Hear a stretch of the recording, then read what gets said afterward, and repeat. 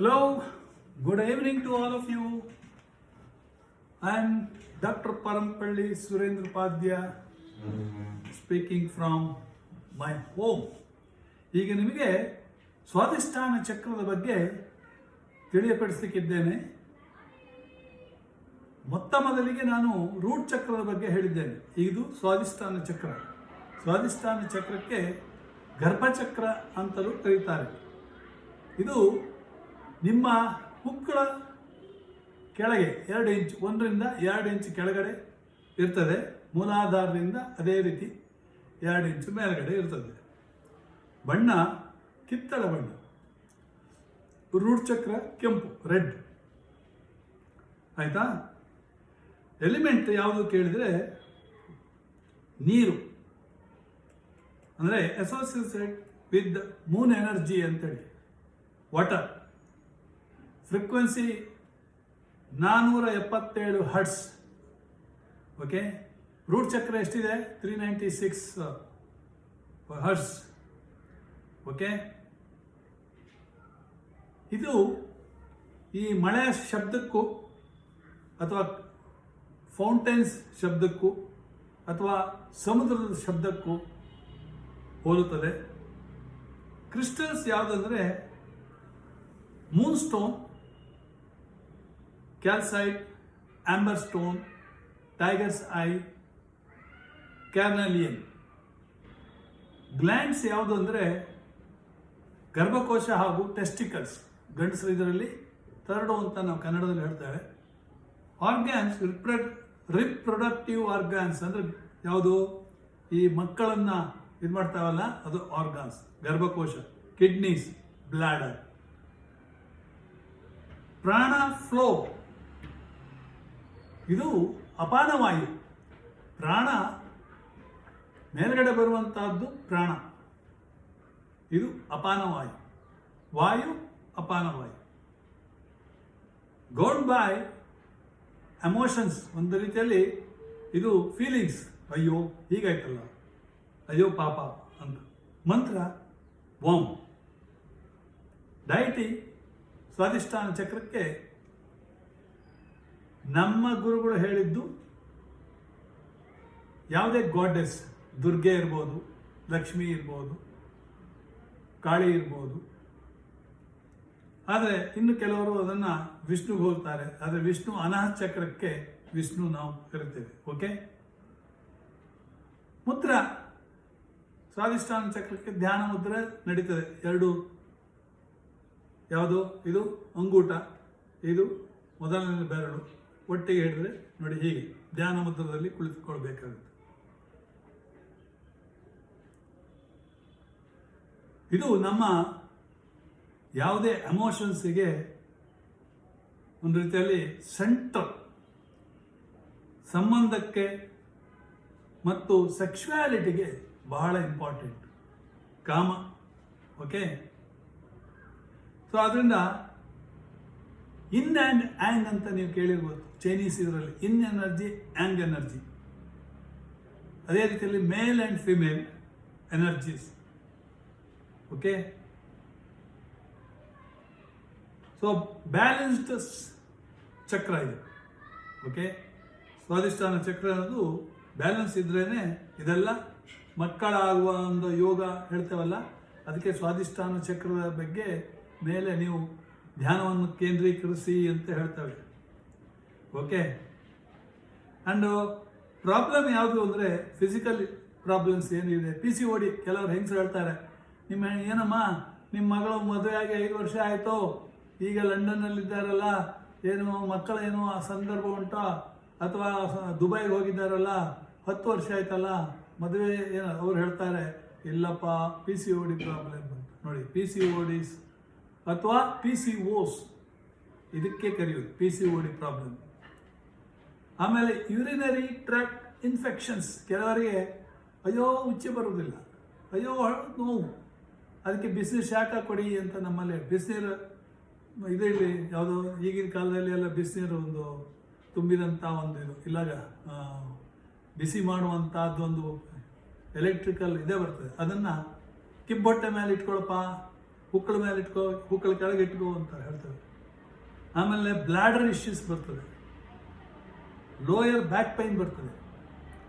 Okay, back pain ಇದೆ, lower back pain ಕೆಳಗಡೆ, ಅಯ್ಯೋ ಆಗೋದಿಲ್ಲ ಅಮ್ಮ, ಹೇಳೋದಿಲ್ಲ ಅಂತ. ಹೀಗೆ ರಿಪ್ರೊಡಕ್ಟಿವ್ ಸಿಸ್ಟಮ್ಸ್ ಇಶ್ಯೂಸ್ ಅಂದರೆ ಮಕ್ಕಳಾಗುವಂಥ ಅದರ ಪ್ರಾಬ್ಲಮ್. ಫರ್ಟಿಲಿಟೀಸ್ ಇಶ್ಯೂಸ್ ನೋಡಿ, ಎಕ್ಸ್ ಆ್ಯಂಡ್ ವೈ ಕರೆಕ್ಟ್ ಇದ್ರೇನೆ ಫರ್ಟಿಲಿಟಿ ಅಂದರೆ ಗರ್ಭ ನಿಲ್ಲುವುದು. ಅದು ಸ್ವಲ್ಪ ಹೆಚ್ಚು ಕಡಿಮೆ, ಕೆಲವರು ಹೇಳ್ತಾರೆ ನೋಡಿ ಯಾಕಾಗುವುದಿಲ್ಲ, ಡಾಕ್ಟರ್ ಹೇಳ್ತಾರೆ ನಿಮ್ಮ ಗಂಡನ ವೀರ್ಯ ನೀರು ಅಂತ. ಹಾಗಿದ್ರೆ ಆಗೋದಿಲ್ಲ, ಅದಕ್ಕೆ ಸರಿಯಾಗಿ ಡಯಟ್ ಫುಡ್ ಇರಬೇಕು. ಇನ್ನು ಕೆಲವರಿಗೆ ಹಸ್ತಮೈಥುನದಿಂದಾಗಿ ನೀರಾಗ್ತದೆ, ಮ್ಯಾಸ್ಟರ್ಬೇಷನ್. ಅದು ಈ ಆಲ್ಮೋಸ್ಟ್ 9ನೇ ಕ್ಲಾಸ್ 10ನೇ ಕ್ಲಾಸ್ ಶುರುವಾಯ್ತಾ, ಅದು ಶುರುವಾಯಿತು. ಹಸ್ತಮೈಥುನ is very very bad habit. Okay, ಆಮೇಲೆ ಹಾರ್ಮೋನಲ್ ಇಂಬ್ಯಾಲೆನ್ಸ್. ಕೆಲವರಿಗೆ 15 ದಿವಸಕ್ಕೆ, ಆ್ಯಕ್ಚುಲಿ 1 ತಿಂಗಳು ಅಥವಾ 28 ದಿವಸಕ್ಕೆ ಮುಟ್ಟಾಗಬೇಕು, ಕೆಲವರಿಗೆ 15 ದಿವಸ ಆಗ್ತದೆ, ಕೆಲವರ ಮತ್ತೆ ತಿಂಗಳಿಗೆ 2 ಸರಿಯೂ ಆಗ್ತದೆ, 3 ಸರಿಯೂ ಆಗ್ತದೆ. ದಿಸ್ ಕಾಲ್ಡ್ ಹಾರ್ಮೋನಲ್ ಇಂಬ್ಯಾಲೆನ್ಸ್ ಅಂತ ಕರಿತೇವೆ. ಅದಕ್ಕೆಲ್ಲ ಮಾತ್ರ ಇದೆ ಈಗ. ಓಕೆ, ಆಮೇಲೆ ಅದನ್ನು ಏನು ಅಂತ ಹೇಳಿದರೆ ನಿಮ್ಮಲ್ಲಿ ಎಲ್ಲ ವ್ಯತ್ಯಾಸಗಳು ಕಾಣ್ತದೆ. ಓಕೆ, ಕೆಲವರು ಬಾರಿ ಏನಾಗುತ್ತಂದರೆ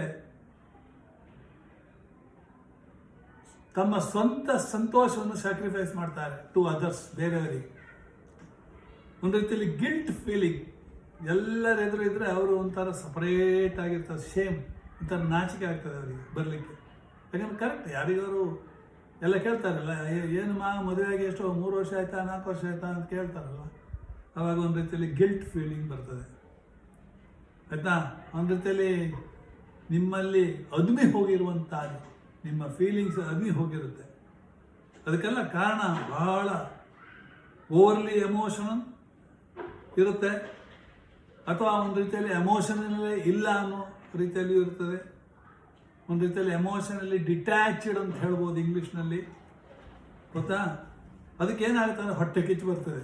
ಕಾರಣ ದೊಡ್ಡ ಮೊನ್ನೆನೇ ಮದುವೆಯಾಗಿ ಇನ್ನೂ ಹೆಚ್ಚು 6 ತಿಂಗಳಾಗಲಿಲ್ಲ, ಬಸರಿ ಆಗೋಯ್ತು. ಹಾಗಾಗಿ ಬೇರೆಯವರ ಮೇಲೆ ಜಲಸಿ ಕಾಂಪ್ಲೆಕ್ಸ್. ಓಕೆ, ಅವರ ಬೇರೆಯವರ ಪ್ರೋಗ್ರೆಸ್ ಬಗ್ಗೆನೂ ಹೊಟ್ಟೆ ಕಿಚ್ಚು ಬಂದ್ಬಿಡುತ್ತೆ. ಅವಳು ನೋಡು 2 ಮನೆ ಕಟ್ಟಿ ಆಯಿತು, ನಂದಿನ್ನೂ 1 ಮನೆನೂ ಆಗಲಿಲ್ಲ.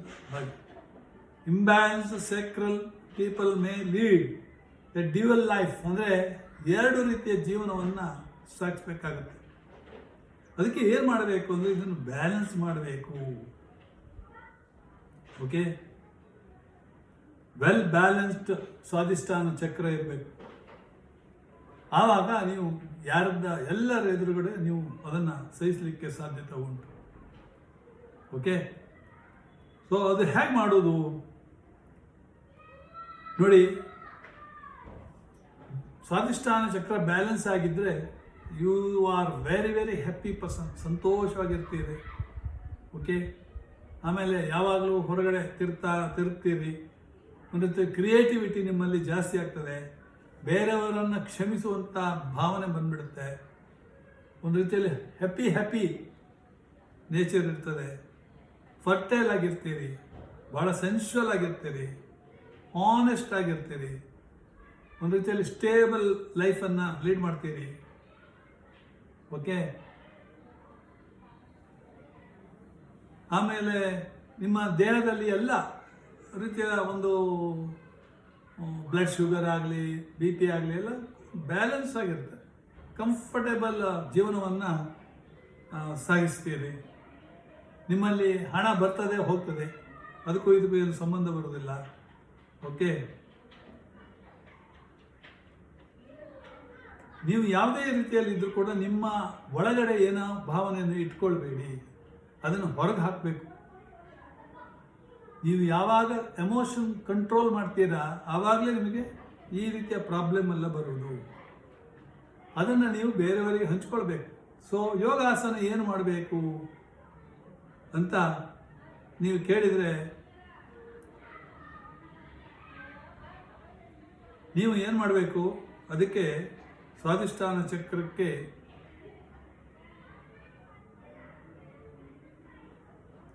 ಬಟರ್ಫ್ಲೈ ಪೋಸ್ ಅಂತ ಹೇಳ್ತೇವೆ, ಅಥವಾ ಪಾರಿವಾಳದ ಪೋಸ್ ಅಂತೇವೆ, ಅಥವಾ ಗಾಡ್ಡೆಸ್ ಪೋಸ್ ಅಂತ.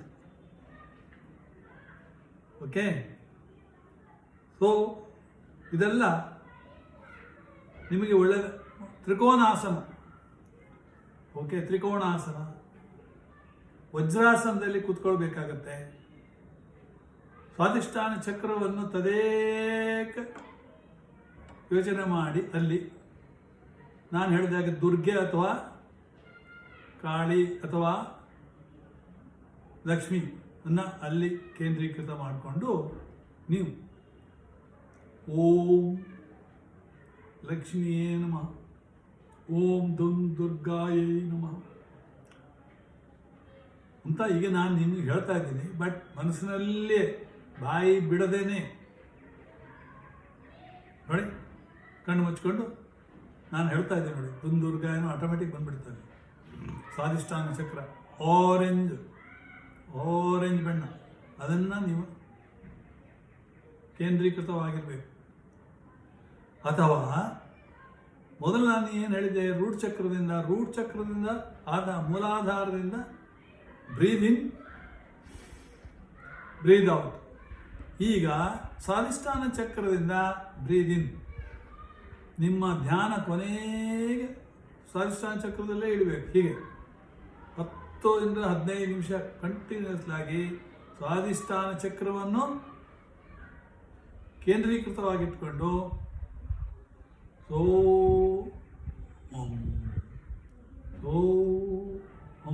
ಅಂತ ಮಾಡಬೇಕು.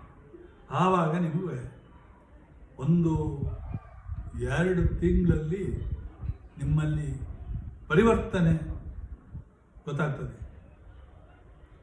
ಇನ್ನು ಇದಕ್ಕೆ ಆಹಾರವೇನು ಅಂತ ಕೇಳಿದರೆ, ಕಿತ್ತಳೆ ಹಣ್ಣು, ಕ್ಯಾರೆಟ್ಸ್, ಹಸಿ ಕ್ಯಾರೆಟ್ಸ್, ಡೈಲಿ ಹಸಿ ಕ್ಯಾರೆಟ್ಸ್, ಸಲಾಡ್, ಕೆಲವ್ರ ಮನೆಯಲ್ಲಿ ಸಲಾಡ್ ಫಸ್ಟ್ ಹಾಕ್ತಾರೆ, ಸೌತೆಕಾಯಿ, ಕುಕುಂಬರ್ ಅಂತೇವೆ, ಕ್ಯಾರೆಟ್ಸ್, ಮೂಲಿ, ಇದು ಮೂರನ್ನ ಕಟ್ ಮಾಡಿ ರೌಂಡ್ ಮಾಡಿ, ಇಲ್ಲ ಸ್ಕ್ವೇರ್ ಆರು ಮಾಡಿ, ಏನಾರು ಮಾಡಿ ಫಸ್ಟು ಅದನ್ನು ಇಡ್ತಾರೆ, ತಿನ್ನಿ. ಪೀಚಸ್, ಪಂಪ್ಕಿನ್, ಗುಂಬಳಕಾಯಿ ಭಾಳ ಒಳ್ಳೆಯದು, ಮ್ಯಾಂಗೋ, ಸ್ವೀಟ್ ಪೊಟ್ಯಾಟೋಸ್, ಗೆಣುಗು, ವಾಯು ಅಂತ ಹೇಳ್ತಾರೆ, ಆದರೆ ಗೆಣುಗು ಭಾಳ ಒಳ್ಳೆಯದು. ಹನಿ, ಜೇನುತುಪ್ಪ, ಓಕೆ, ಪಪಾಯ, ಆಪ್ರಿಕಾಟ್ ಅಂತ ಸಿಗುತ್ತದೆ, ಮೆಲನ್ ಸಿಗ್ತದೆ. ಸೊ ಇಮ್ಯಾಜಿನೇಷನ್ ಏನು, ಆರೆಂಜ್ ಕಲರ್. ಓಕೆ, ಕೆಲವರು ಚಕ್ರ ರೊಟೇಟಿಂಗ್, ಅದು ತಿರುಗ್ತಾ ಇರುತ್ತಂತೆ. ನಾನು ಆ ರೀತಿ ಹೇಳುವುದಿಲ್ಲ, ನೀವು ಅದನ್ನು ಆರೆಂಜ್ ಬಣ್ಣವನ್ನು ನೀವು ಎಣಿಸ್ಕೊಂಡ್ರೆ ಸಾಕು.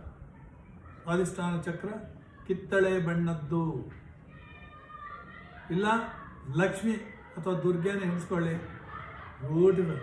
ಕಲ್ಕತ್ತಾದಲ್ಲಿ ಕಾಳಿ ಪೂಜೆಯೊಂದು ಕಾಳಿ, ದುರ್ಗೆ, ಲಕ್ಷ್ಮಿ, ಸರಸ್ವತಿ ಎಲ್ಲ ಇಡ್ತಾರೆ, Ganapati.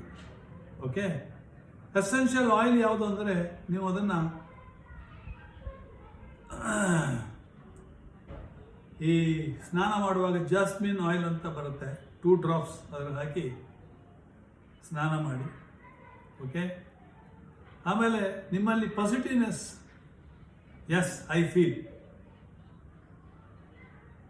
S I like-minded people, I attract like-minded people, I honor my emotions, I am creative, I embrace deep pleasure. ಇದೆಲ್ಲ ಇಂಗ್ಲೀಷಲ್ಲಿ ಹೇಳ್ತಾ ಇದ್ದೀನಿ ನಾನು. ಅಂದರೆ ಆ ರೀತಿ ಬರಬೇಕು ನಿಮಗೆ ಪಾಸಿಟಿವ್ನೆಸ್. ನಾನು ಇರುವುದೇ ಪಾಸಿಟಿವ್ ಆಗಿ. ಓಕೆ, ನನ್ನ ಬಾಡಿ, ದೇಹವನ್ನು ನಾನು ಪ್ರೀತಿಸ್ತೇನೆ.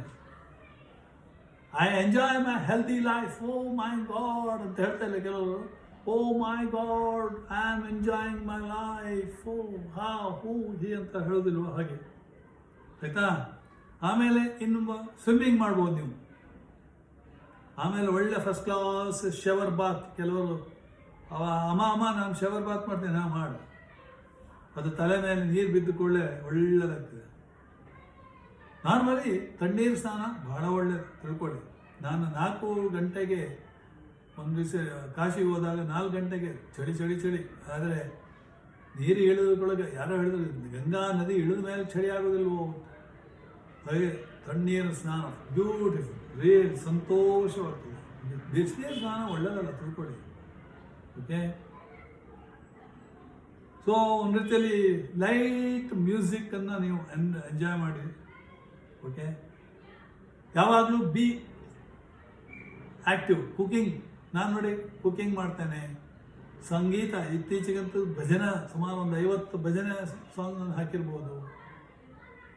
ಜ್ಯೋತಿಷ್ಯ ಹೇಳ್ತೇನೆ, ಯೋಗಾಸನ ಮಾಡ್ತೇನೆ, ಯೋಗಾಸನದ್ದು ನಾನು ಹಾಕ್ತಾ ಇರ್ತೇನೆ. ಈಗಲೂ ನೋಡಿ, ಹೀಗೆ ಅಲ್ಲಿ ಕಿಟಕಿಗೆ ನಾನು ನನ್ನ ಮೊಬೈಲನ್ನು ನೇತು ಹಾಕಿ ರೆಕಾರ್ಡ್, ಇಲ್ಲೊಂದು ಲೈಟನ್ನು ಹಾಕ್ಕೊಂಡು ನಿಮ್ಮ ಮುಂದೆ ರೆಕಾರ್ಡ್ ಮಾಡ್ತಾ ಇದ್ದೀನಿ. Okay, so you have to be very positive in all aspect. ಆಮೇಲೆ ನಿಮ್ಮ ತಾಯಿಯನ್ನು ಯಾವುದೇ ರೀತಿಯಲ್ಲಿ ಸನ್ಮಾನಿಸಬೇಕಷ್ಟೇ ವಿನ ಬೈಬಾರ್ದು. ತಾಯಿ, ಇದೆಲ್ಲ ಎಮೋಷನ್ಸಿಗೆ ನಿಮಗೆ ಎಫೆಕ್ಟ್ ಆಗ್ತದೆ. ಸ್ವಾಧಿಷ್ಠಾನ ಚಕ್ರ ಯಾವಾಗಲೂ ಎಮೋಷನ್ಸ್, ಮತ್ತೇನಿಲ್ಲ. ಸೊ ಈಗ ಅರ್ಥ ಆಯ್ತಲ್ಲ, ನೀವು ಬೆಳಿಗ್ಗೆ ಎದ್ದು